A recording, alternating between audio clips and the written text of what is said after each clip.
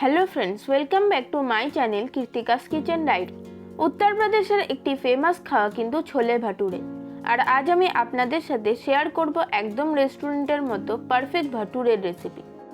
এইভাবে ভাটুরে বানালে আপনারা বাড়িতে খুবই সহজেই একদম দোকানের মতো ভাটুরে তৈরি করতে পারবেন। আর প্রত্যেকটা ভাটুরেই কিন্তু এরকমভাবে বেলুনের মতো ফুলকো ফুলকো তৈরি হবে। আর রেসিপিটা ভালো লাগলে অবশ্যই একটি লাইক, কমেন্ট ও শেয়ার করে আমার চ্যানেলটিকেও সাবস্ক্রাইব করে দেবেন। তাহলে আসুন দেখে নেওয়া যাক আমার আজকের এই রেসিপিটি।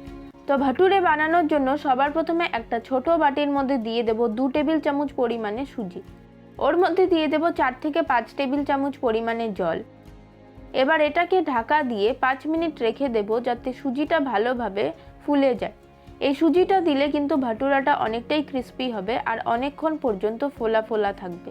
5 মিনিট পর দেখুন সুজিটা খুব সুন্দরভাবে ফুলে গিয়েছে। এবার একটা বাটির মধ্যে দিয়ে দেব 2 কাপ পরিমাণে ময়দা। ভালো কালারের জন্য দিয়ে দেব 1 টেবিল চামচ পরিমাণে চিনি, দেব স্বাদ মতো নুন। এটাকে ফোলানোর জন্য দিয়ে দেব 1/4 চা চামচ পরিমাণে বেকিং সোডা আর 1 চা চামচ পরিমাণে বেকিং পাউডার। দেব হাফ কাপ পরিমাণে রুম টেম্পারেচারে রাখা টক দই। দেব 4 টেবিল চামচ পরিমাণে সাদা তেল। আর যে সুজিটা ভিজিয়ে রেখেছিলাম সেটা। এবার সব কিছুকে মিশিয়ে মাঝখানে অল্প অল্প জল দিয়ে এটার একটা সফট ডো বানিয়ে নেব। দেখতেই পাচ্ছেন আমার ডোটা কতটা নরম হয়েছে, একদম হাতে লেগে যাচ্ছে। এই ডোটাকে আমরা মেখে মেখে স্মুথ করব। আর ডোটাকে মাখতে মাখতেই দেখবেন ডোটা একদম সফট হয়ে যাবে।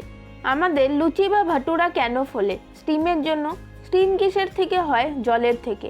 তো তার জন্য জলের পরিমাণটা অবশ্যই কিন্তু বেশি পরিমাণে থাকতে হবে ডোটার মধ্যে। যদি সেটা না থাকে তাহলে স্টিম তৈরি হবে না, আর স্টিম তৈরি না হলে ভাটুরাটাও ফুলবে না। তো তার জন্য ডোটা আমাদের একদম সফট করেই মাখতে হবে।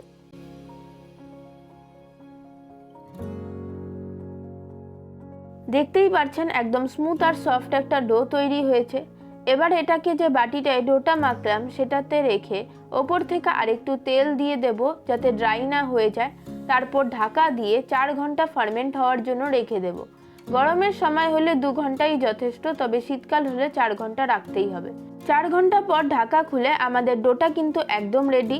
এটাকে একদমই বেশি মিক্স করবেন না, না হলে যে এয়ার পকেটসগুলো তৈরি হয়েছে সেগুলো আবার বসে যাবে আর ভাটুরাগুলো ভালো মতো ফুলবে না। এবার একটা করে লেচি নিয়ে অল্প একটু তেল লাগিয়ে ভাটুরাগুলোকে আমরা বেলে নেব।